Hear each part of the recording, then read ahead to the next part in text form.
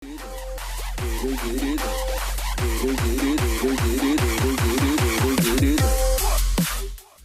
நண்பர்களே, நான் உங்களுக்கு கிரிதர். நான் பெரிய கேமர்லாம் கிடையாது. கேமிங்கில் கொஞ்சம் இன்ட்ரெஸ்ட் இருக்குது, அவ்வளோதான்.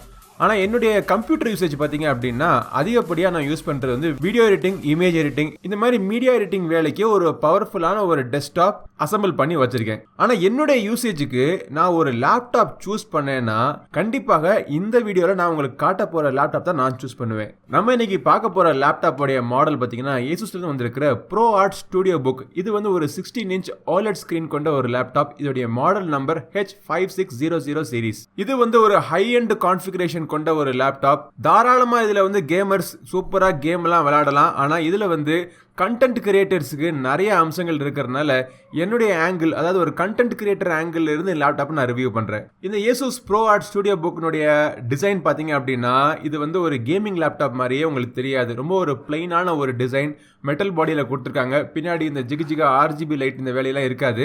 கிளீனா ப்ரொஃபஷனலா பார்க்கறதுக்கு அழகா லுக்கா ப்ரொஃபஷனலிசம் அப்படின்னு சொல்ற மாதிரி ஒரு ஸ்டேட்மெண்ட் கொடுக்குற மாதிரி ஒரு லுக் இருக்கு இந்த லேப்டாப்ல. வெயிட் பாத்தீங்கன்னா 2.4 kg. இதுல மிலிட்டரி ஸ்டாண்டர்ட்ஸ் படி நிறைய டெஸ்ட்லாம் ரன் பண்ணி இந்த லேப்டாப்போடைய டியூரபிலிட்டி ரொம்ப நல்லா இருக்கும்னு சொல்லிட்டு சர்டிபிகேஷன் தான் வாங்கியிருக்காங்க. இந்த ஸ்டுடியோ புக்கினுடைய சைட்ஸ்ல இருக்கக்கூடிய போர்ட்ஸ்லாம் பாத்தீங்க அப்படின்னா 2 USB Type-C போர்ட்ஸ் இருக்கு, 2 USB Type-A போர்ட் இருக்கு. எல்லாமே Gen 2 3.2 USB போர்ட்ஸ், ஒரு HDMI 2.1 போர்ட் இருக்கு, ஒரு SD Express 7.0 கார்ட் ரீடரும் கொடுத்திருக்காங்க. இந்த கார்ட் ரீடர் 985 MBPS வரைக்கும் ஹை ஸ்பீட்ல கார்ட் ரீட் பண்ணக்கூடிய ஒரு திறன் இருக்கு. இது தவிர ஒரு 3.5mm காம்போ ஜாக் கொடுத்திருக்காங்க. RJ45 கான ஒரு போர்ட்டும் இருக்கு. எல்லா போர்ட்ஸுமே லெஃப்ட் அண்ட் ரைட் சைடுல தான் இருக்கு. ஃபிலிம் பர்த்லயும் ஃப்ரண்ட்லயும் பாத்தீங்கன்னா எதுவுமே கிடையாது. ஃப்ரண்ட்ல LED லைட்ஸ் மட்டும் தான் உங்களுக்கு இருக்கும். லேப்டாப்னுடைய பேஸ்ல காத்த உள் வாங்குறதுக்கான நிறைய வென்ட்ஸ் இருக்கு. அப்படி காத்த உள் வாங்கி லேப்டாப் ரொம்ப கூல் பண்ணதுக்கு அப்புறமா காத்து வெளியே போறதுக்கான எக்ஸிட் வென்ட்ஸ் பாத்தீங்க அப்படின்னா ஸ்டுடியோ புக்கினுடைய பின்புறத்துல கொடுத்திருக்காங்க. ஹை பெர்ஃபார்மன்ஸ் மோட்ல பாத்தீங்க அப்படின்னா 95 டிகிரி வரைக்கும் ஹீட் ஆகுது. அப்படி ஹீட் ஆகிறப்போ நம்மளுடைய ஃபேனுடைய பெர்ஃபார்மன்ஸ் ஹை பெர்ஃபார்மன்ஸ்ல போட்டோம் அப்படின்னா ஆக்சுவல் பெர்ஃபார்மன்ஸுக்கு எந்த பாதிப்பும் இல்லாம இருக்கு. ஆனா அப்படி நீங்க போட்டு யூஸ் பண்றப்போ ஃபேனுடைய நாய்ஸ் கொஞ்சம் அதிகமாவே இருக்கு. சரி, இந்த ஸ்டுடியோ புக்கை நம்ம திறந்து பார்த்தோம்னா உள்ளுக்குள்ள இருக்கிற டிஸ்பிளே ஒரு 16 இன்ச் 4K OLED டிஸ்பிளே. இது ஒரு true black HDR display, 100% DCI-P3 colour கேமட் cover பண்ணக்கூடிய ஒரு டிஸ்பிளே. டிஸ்பிளே சுத்தி இருக்கிற பெசல்ஸ் பாத்தீங்கன்னா ரொம்பவே ஸ்லிம்மா இருக்கிறதுனால இதோடைய ஸ்கிரீன் டு பாடி ரேஷியோ 85% சொல்றாங்க.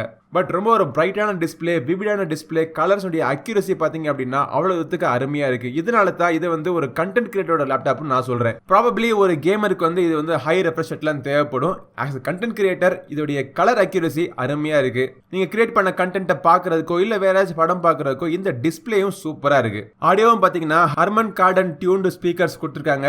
ஸ்பீக்கர் மட்டும் கிடையாது, உள்ளுக்குள்ள ஒரு ஹைஃபை டாக் இருக்கு. ESS Saber hi-fi DAC, high resolution audio support பண்ணக்கூடிய ஒரு டாக் கொடுத்திருக்காங்க.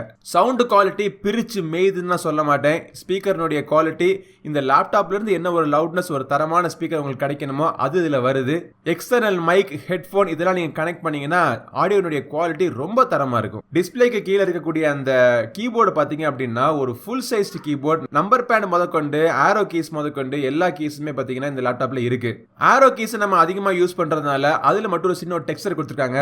பேக்லிட் கீபோர்டு டைப் பண்றதுக்கு ரொம்ப கம்ஃபர்டபுளா இருக்கு. அந்த ஸ்ப்ரிங் ஆக்ஷன், அந்த டிராவல் டிஸ்டன்ஸ் எல்லாமே பெர்ஃபெக்ட்டா இருக்கு. பட் இந்த லேப்டாப்ல ஒரு மிகப்பெரிய ஹைலைட் என்ன அப்படின்னா இதுல இருக்கக்கூடிய அந்த ஒரு டயல். இதுக்கு பேரு Asusனுடைய டயல் அப்படின்னு சொல்றாங்க.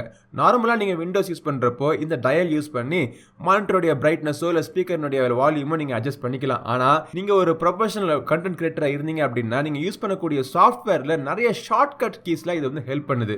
என்னுடைய யூசேஜுக்கு Adobe Premiere நான் யூஸ் பண்றப்போ அந்த டைம்லைனை நான் நேவிகேட் பண்றது, டைம்லைனை ஜூம் பண்றது, இந்த மாதிரி பல விஷயங்களுக்கு சைடுல இருக்கக்கூடிய அந்த டயல் சூப்பரா எனக்கு ஹெல்ப் பண்ணுது. இந்த ஒரு ஃபீச்சர்னாலேயே டோட்டல் லேப்டாப்பே எனக்கு பிடிச்சு போச்சுன்னு கூட சொல்லலாம். நீங்க யூஸ் பண்ணக்கூடிய சாஃப்ட்வேருக்கு ஏத்தாப்ல இந்த டயல் இருக்கக்கூடிய ஷார்ட்கட்ஸ் எல்லாமே நீங்க கஸ்டமைஸ் பண்ணிக்கலாம். அதுக்கான அப்ளிகேஷன் உள்ளுக்குள்ள கொடுத்திருக்காங்க. டச் பேட் சூப்பர் ஃபாஸ்டா ரெஸ்பான்சிவா இருக்கு. இந்த 3 பட்டனுடைய கண்ட்ரோல் பாத்தீங்கன்னா மவுஸ்னுடைய 3 பட்டன் இமிடேட் பண்ற மாதிரி இருக்கு. எண்ட் ஆஃப் த டே இந்த லேப்டாப்போட பெர்ஃபார்மன்ஸ் எப்படி இருக்குன்னு கேட்டீங்க அப்படின்னா இதுல AMD னுடைய Ryzen 9 5900HX அப்படின்னு சொல்லக்கூடிய ப்ராசஸர் ரன் ஆயிட்டு இருக்கு. கிராபிக்ஸ் கார்டுக்காக NVIDIA னுடைய GeForce RTX RTX 3070 8GB DDR6 கொண்ட ஒரு கிராபிக்ஸ் கார்டு ரன் ஆயிட்டு இருக்கு. இதுல வந்து 64GB வரைக்கும் நீங்க ரேம் நீங்க வச்சுக்கலாம்.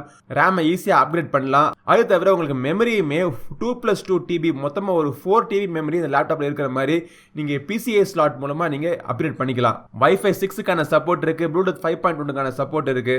ரன் பண்ணி பார்த்த எல்லா பெஞ்ச்மார்க் டெஸ்ட்லயும் கிட்டத்தட்ட ஒரு i7 ப்ராசஸருடைய பெர்ஃபார்மன்ஸ் கிட்ட வருது. கேமிங் விளையாடுறதா இருக்கட்டும், கண்டென்ட் கிரியேட் பண்றதுக்கு யூஸ் பண்ணக்கூடிய அப்ளிகேஷன்ஸா இருக்கட்டும், எல்லாமே ரொம்ப ஸ்மூத்தா ரன் ஆகுது. லைட்டா ஹீட் ஆகுது, ஆனா அந்த ஹீட்டை கண்ட்ரோல் பண்றதுக்கான ஃபேன்ஸ்னுடைய பெர்ஃபார்மன்ஸுமே அருமையா இருக்கு. Windows 11 out of the box இந்த லேப்டாப்ல உங்களுக்கு ரன் ஆயிட்டு இருக்கு. அது தவிர Asus தரப்புல இருந்து மை Asus அப்படிங்கிற ஒரு சாஃப்ட்வேர் மூலமா இந்த லேப்டாப்னுடைய பல கான்ஃபிகரேஷன் நீங்க சேஞ்ச் பண்ணிக்கலாம். ProArt Studioன்னு சொல்லிட்டு இந்த லேப்டாப்புக்கு பிரத்யேகமாக பண்ணக்கூடிய ஒரு சாஃப்ட்வேர் மூலமா டயல் கண்ட்ரோல் இருந்து லேப்டாப்புடைய பெர்ஃபார்மன்ஸ் மானிட்டரிங் எல்லாமே அந்த சாஃப்ட்வேர்ல நீங்க கண்ட்ரோல் பண்ணிக்கலாம். இந்த ProArt Studio புக்கினுடைய பேட்டரி பார்த்தோம் அப்படின்னா ஒரு 4 செல் 90 வாட் ஹவர் பேட்டரி. என்னுடைய யூசேஜ்ல பாத்தீங்கன்னா 7 to 8 ஹவர்ஸ் வரைக்கும் எனக்கு கிடைச்சது.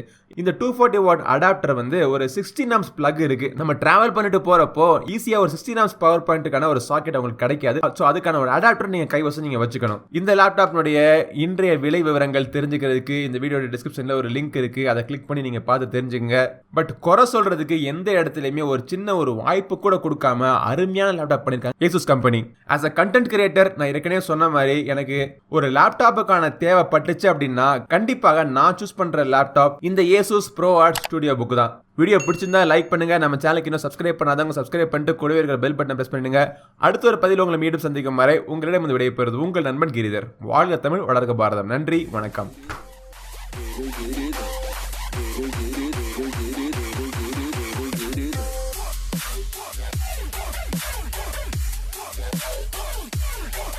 Get it.